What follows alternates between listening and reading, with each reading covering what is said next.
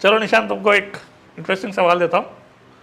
दो इक्वल मास है smooth surface पे रखे हुए, और इस तरह से एक स्ट्रिंग जो है के एंड ए को हम पुल करते हैं। ओके ये स्ट्रिंग जो है यहाँ से स्टार्ट हो रही है और इसका ये फ्री एंड ए है।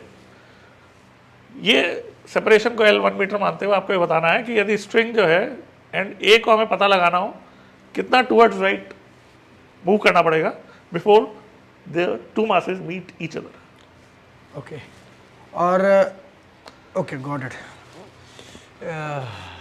मुश्किल क्वेश्चन लग रहा है सर, पर आई थिंक मुझे लग रहा है मैं कर लूँगा शायद।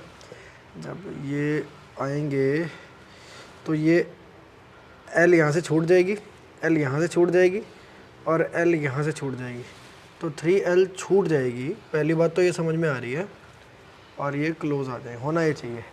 पर सवाल ये है कि ए को पुल कितना करना पड़ेगा towards right? How much distance, by what distance should A be pulled towards right?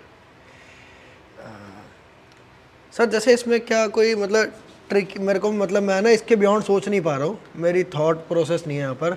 तो क्या जैसे हमें यहाँ से जैसे ए पॉइंट खींच के मान लो ये है, वो यहाँ कहीं चला जाएगा, बस लेटस से उसने कुछ एक्स डिस्टेंस ट्रैवल किया, वो बताना है आपको। हमें वो एक्स बताना है। बिल्कुल, okay till they two masses meet each other. अच्छा, और मैं इसके बियॉन्ड सोच नहीं पा रहा, तो मेरे को सर वो मतलब इस लेवल पे विजुअलाइज करना अभी नहीं आता सर, पर मैं एक कोशिश करता हूँ।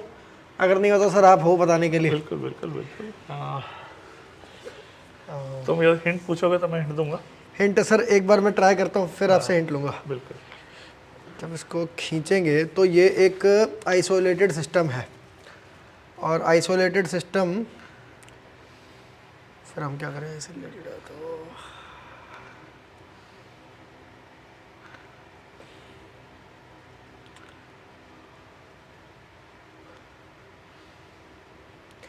सर हिंट दे दो। इसमें देखो, ये दोनों मासेस आपको आइडेंटिफाई करने पड़ेंगे कि इन पर फोर्सेस जो है स्ट्रिंग के वो इक्वल नहीं लग रहे हैं। ये मैं बता सकता हूँ, इस पर लगेगी 2T और इस पर लगेगी 3T। हाँ जी ठीक है। अब मासेस इक्वल हैं हाँ जी, और फोर्सेस जो इनके ऊपर लग रहे हैं वो अनइक्वल है। तो इसका मतलब क्या बनेगा कि ये दोनों जब क्लोज आएंगे तो ये वाला आई एम अज्यूमिंग शायद ज़्यादा क्लोज आना चाहिए, ये ज़्यादा डिस्टेंस मूव करेगा, ये कम डिस्टेंस मूव करेगा, ये समझ में आता है। ओके फिर सर अच्छा इसके बाद मैं सोचूँ।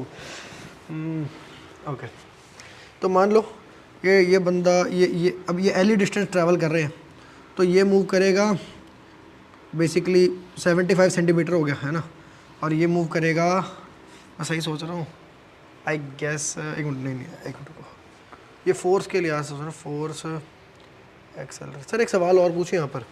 अब जैसे वैसे तो मैंने 3 करने का सोचा, पर सवाल ये यहाँ पे 4th लगेगी, और मैं ऐसे कैसे अज्यूम कर लूँ कि वो फोर्स कांस्टेंट होगी? नहीं मतलब क्योंकि हमें यहाँ पर रेशियो जो होगा वो एक्सेलरेशन का, ओके वो तो टेंशन के और वो प्रोपोर्शन में और एक्स जो डिस्टेंस भी ट्रैवल्ड होता है वो एक्सेलरेशन डायरेक्टली प्रोपोर्शनल होता है, राइट? बिल्कुल। ओके ओके ठीक है। तो इसलिए फिर ये 75 सेंटीमीटर ही होगा इसका, ये ट्रैवल जितना करेगा, और ये 25 करेगा। ठीक है, रिव्यू करो इसको, सोचो। अच्छा ये गलत है यहाँ पर। अच्छा sorry, I am sorry, silly mistake, silly mistake. ये होगा, ये 60 होगा और ये होगा 40। बिल्कुल ठीक है। अब हम यहाँ खड़े हैं, फाइनल स्टेट ऐसी कुछ होगी जहाँ पर ये दोनों मास खड़े हैं, और अगर ये x इक्वल ये 0 है, अगर x इक्वल टू 0 है यहाँ पे कोऑर्डिनेट, तो यहाँ पर आपका x इक्वल टू 60 पर ये दोनों मिल रहे हैं, इतना मैं जानता हूँ।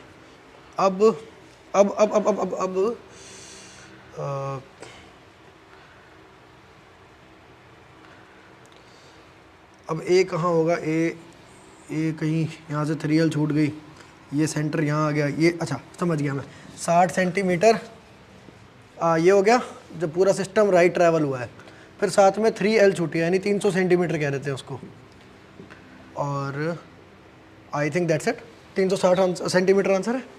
नहीं है सर आप बताओ फिर। मैं कहाँ तक सही सोच रहा था सर? ये चीज़ तुमने बिल्कुल सही सोची, ओके मगर इसके बाद ये सोचो कि ये जो पॉइंट है जहाँ वो मिलेंगे उससे पॉइंट ए की दूरी जो है तुमने खुद ने निकाली है 40 40 सेंटीमीटर। ओके ओके तो यहाँ से इस पॉइंट से जहाँ दोनों मिलेंगे फ्री एंड की दूरी 3L के 3 मीटर होगी, ये दूरी 3 मीटर होगी 3 मीटर होगी, यस। क्योंकि मिलेंगे तो यहाँ से स्ट्रिंग स्टार्ट होगी, ये मिलने के पॉइंट से स्ट्रिंग स्टार्ट होगी ना, ये वाली राइट राइट string का जो राइट ये वाला राइट end है, राइट ओके तो ओके। ये पूरी स्ट्रेट जो है 3 मीटर हो और जाएगी। 40 कम कर दिया उसमें तो से। 40 कम करेंगे तो 2.6 मीटर, ये आंसर होगा। समझ गया। तो मैंने एक सिली मिस्टेक करी पर ओके गुड, मेरे को क्लियर हुआ। Thank you sir, good question है सर। ऐसी चीज़ें जो है ना, ये कंस्ट्रेंट रिलेशंस, आपको मैं बताऊं, मैंने HC वर्मा से ट्राई करने की कोशिश की थी, वहाँ पे सिंपल प्रॉब्लम्स थे, पर जब भी कॉम्प्लिकेटेड प्रॉब्लम्स आते थे ना, तो मेरे को कोई ना कोई इशू रहता था, और फिर भी मैं इस तरह के करता रहा, पर यहाँ के कुछ भी स्टैटिक नहीं है, कोई भी एक चीज़ रुकी हुई नहीं है, और यहाँ पर मेरी विजुअलाइजेशन रुक गई थी। तो पर अब मैं विजुअलाइज कर पा रहा हूँ फाइनल स्टेट को। तो इसमें देखो थोड़ा डायनामिक्स का भी रोल है, प्योर कंस्ट्रेंट मोशन नहीं है, ओके थोड़ा डायनामिक्स भी लग रहा है, फोर्सेस का एनालिसिस करना है आपको।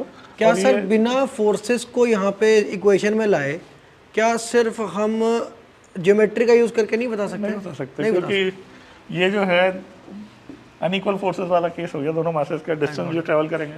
समझ गया। तो मैं गाइस, इससे मुझे इस बात से और सर से मुझे बहुत कुछ सीखने को मिला कि या अगर आप विजुअलाइज कर पा रहे तो मुझे बताना, और ऐसी चीज़ें अगर आप नहीं भी समझ पा रहे तो सर हमारे साथ आकर पढ़ाने वाले हैं लाइव आपको, आपके घर बैठे। तो आप इस चैनल पर स्टे ट्यून्ड रहो, मैं आपको सारी डिटेल्स बहुत जल्दी दूंगा, एंड हम इस तरह के क्वेश्चंस कर पाएंगे। सर ऐसे क्वेश्चंस तो आप आम करवाते होंगे क्लास में? हाँ, मतलब न्यूटन्स लॉ, कंस्ट्रेंट मोशन, इन दोनों का मिक्स का तो बहुत प्रैक्टिस करानी पड़ती है। नाइस।